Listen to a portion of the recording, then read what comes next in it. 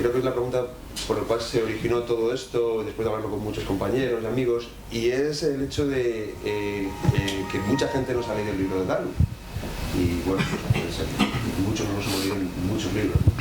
Entonces empezó una discusión este año de Darwin en distintas reuniones que teníamos, si era necesario leerse el libro de Darwin o no. Entonces se nos ocurrió hacer una estadística. Se me ocurrió hacer una estadística fiable. Bueno, tengo una que no es fiable y otra que es fiable. Voy a intentar la fiable, ¿no? Porque pues repartí por email, preguntas, contestaban justo los que se lo habían leído, los que no, pues callaban, lógicamente.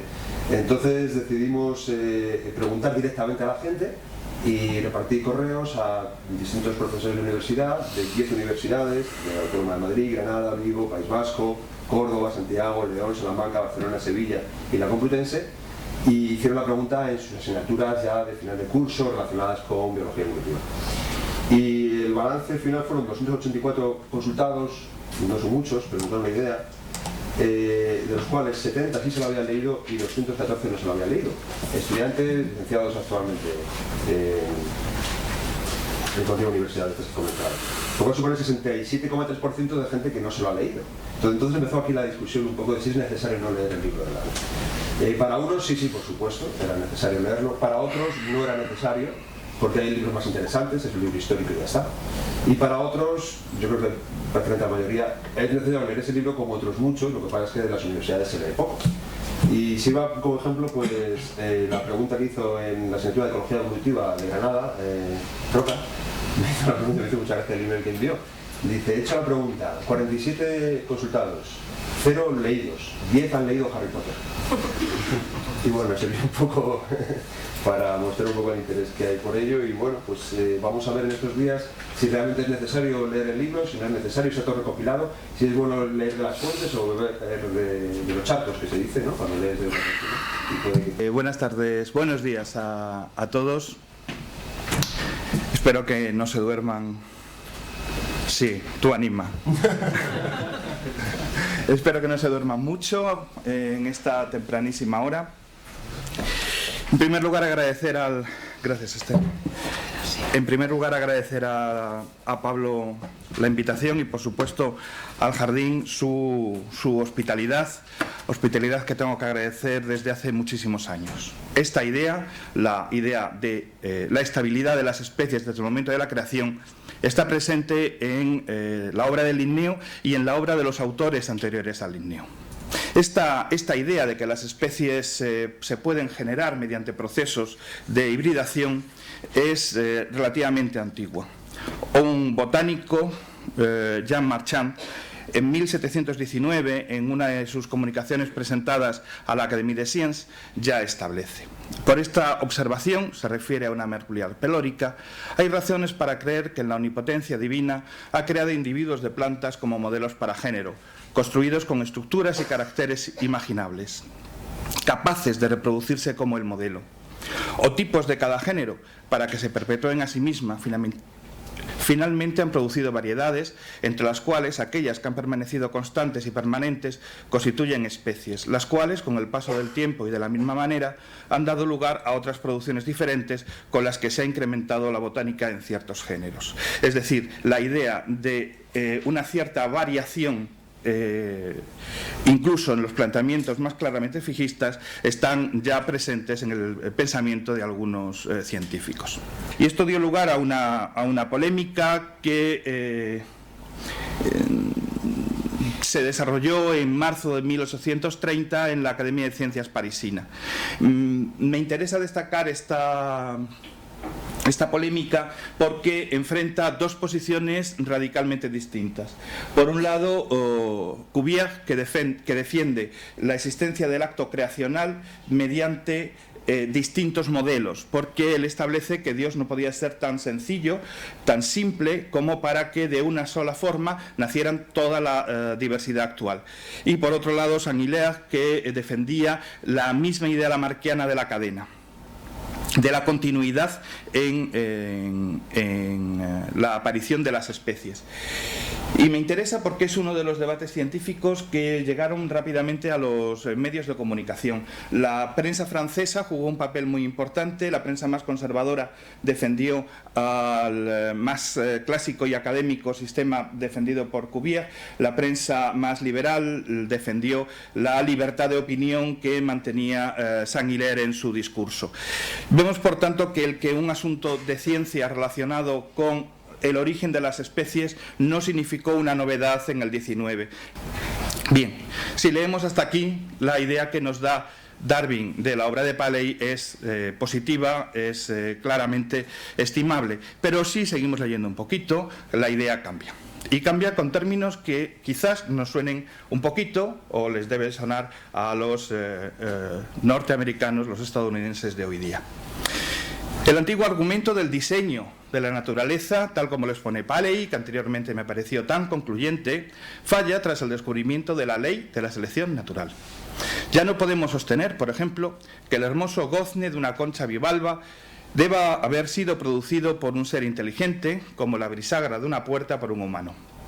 En la variabilidad de los seres orgánicos y en los efectos de la selección natural, no parece haber más designio que la dirección en que sopla el viento. Y este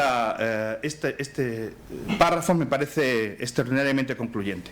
En primer lugar, por el famoso argumento del diseño inteligente, que ya está presente en el pensamiento de Paley, nada hay nuevo bajo el sol.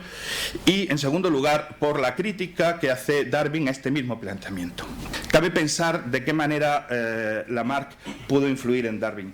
Darwin es bastante comedido a la hora de comentar en sus publicaciones la aportación de Lamarck, pero no lo es tanto en su correspondencia privada.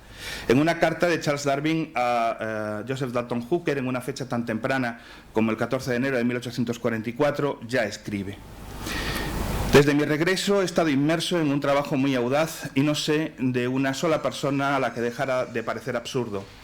He estado tan impresionado con la distribución de los organismos de las Galápagos, con las características de los mamíferos fósiles americanos, que determiné recoger cualquier clase de dato que pudiera relacionarse con qué son las especies.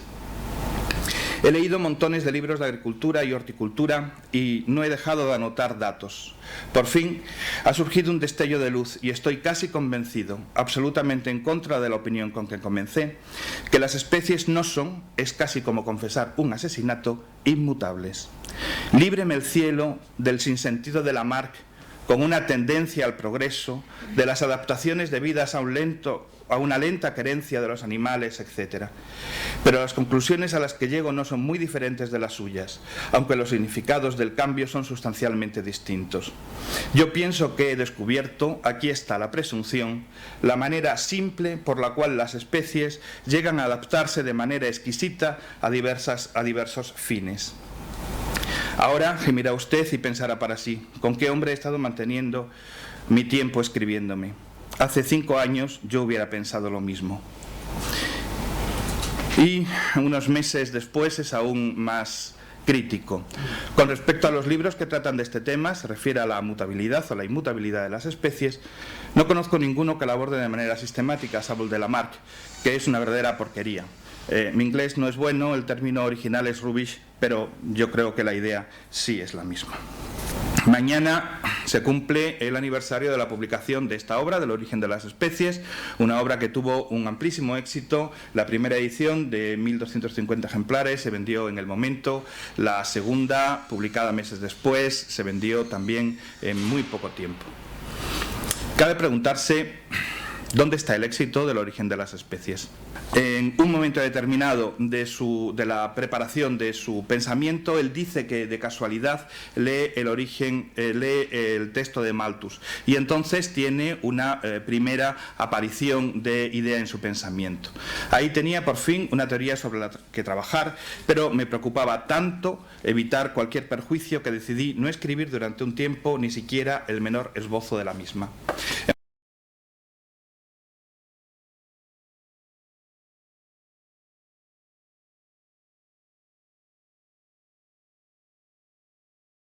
Bueno, pues antes de acabar me gustaría hacer una recapitulación rápida, por eso quitamos una hora, porque no iba a ser larga, pero yo creo que es interesante. Primero, un poco síntesis de por qué el libro de Darwin fue tan exitoso. Después de las ponencias de ayer, sobre todo, que fueron bastante históricas, yo he señalado 5 puntos claves para que se hiciera ese libro tan importante, tan histórico, tan divulgado en la época. Sabéis que la primera edición salieron 1.300 ejemplares. Imaginaos lo que es ahora sacar 1.300 ejemplares. Es la tirada, bueno, es ciertamente un poquito baja, pero no ha aumentado mucho más, ¿no? Ahora tú quieres publicar un libro de la flora de los Pirineos y a lo mejor saldrían 2.000 ejemplares, con lo cual no ha cambiado mucho. Eran bastantes ejemplares. Y parece ser que se agotaron el mismo día que salieron. Nos comentaba el otro día José María Gómez que fue comprado no por lectores directamente, sino por libreros, porque sabían que lo iban luego a revender o por quedarse mismamente la primera edición que estaba saliendo. Entonces, lo que es grande de Darwin son varias cosas. Las ideas ya estaban publicadas.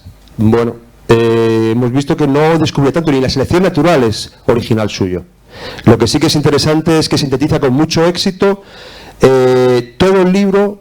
Y gracias a la selección natural. La selección natural, digamos, es lo que vertebra todo el libro. Entonces, hace un repaso de distintas disciplinas, pero siempre bajo el prisma de la selección natural. O sea, que desarrolla conceptos mucho más que nadie. Por otro lado, también es muy interesante que aporta datos propios.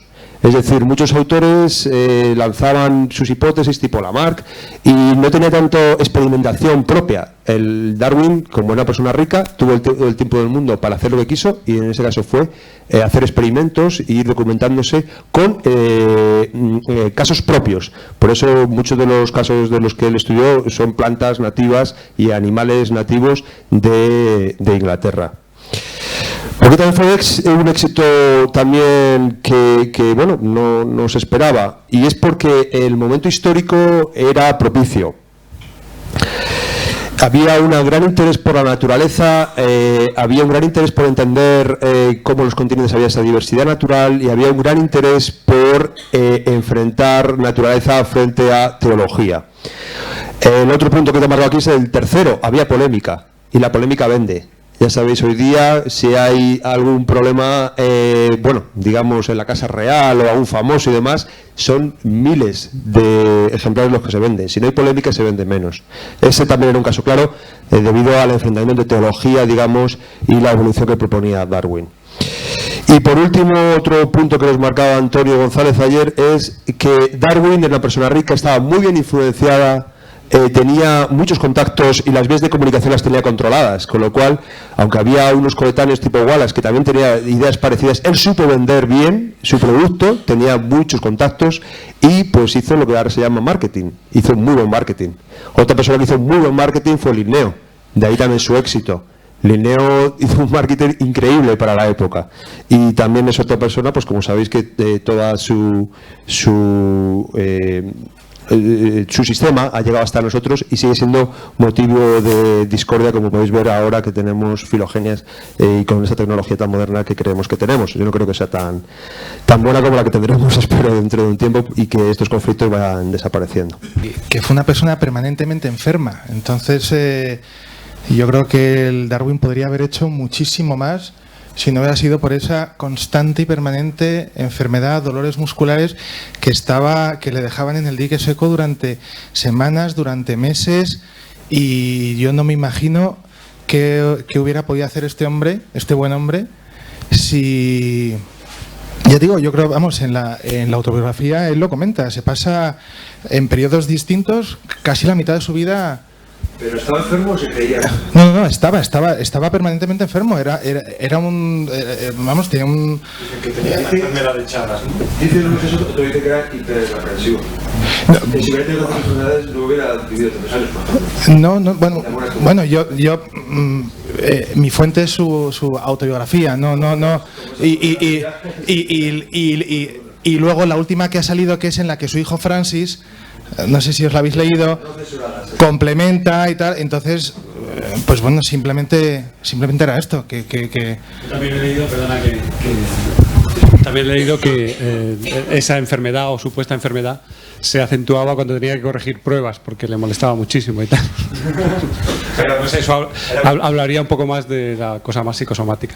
Yo creo que él muy astutamente y muy acertadamente comenzó el libro con el capítulo de la selección artificial, porque iba a hacer una analogía y él inventó o le dio el nombre de término de selección natural en analogía a la selección artificial, que era un vocablo que ya estaba en la calle y que la gente podía entender.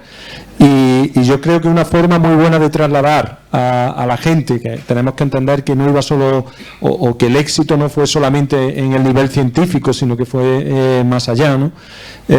Tenía que transmitir una idea absolutamente revolucionaria, y utilizó la forma que la gente podía entender eso, que es que realmente nosotros provocamos cambio evolutivo a través de selección artificial, y si lo hacemos nosotros, ¿por qué no lo puede hacer cualquier agente externo que tenga capacidad de establecer diferencias en el éxito, ¿no?, digamos, de lo que se está reproduciendo, ¿no? Yo creo que eso fue también, a mi modo de ver, es una forma muy astuta, y que si yo le tengo que poner a alguien, convencer a alguien de que la evolución existe, me iría al ejemplo de la selección artificial. Tú has visto lo que hemos hecho con los caballos, tú has visto lo que hemos hecho con los perros procedentes del lobo, tú has visto lo que hemos hecho con la aceituna, tú has visto por qué la naturaleza no va a ser capaz de hacerlo, que tiene mucho más tiempo por delante, ¿no?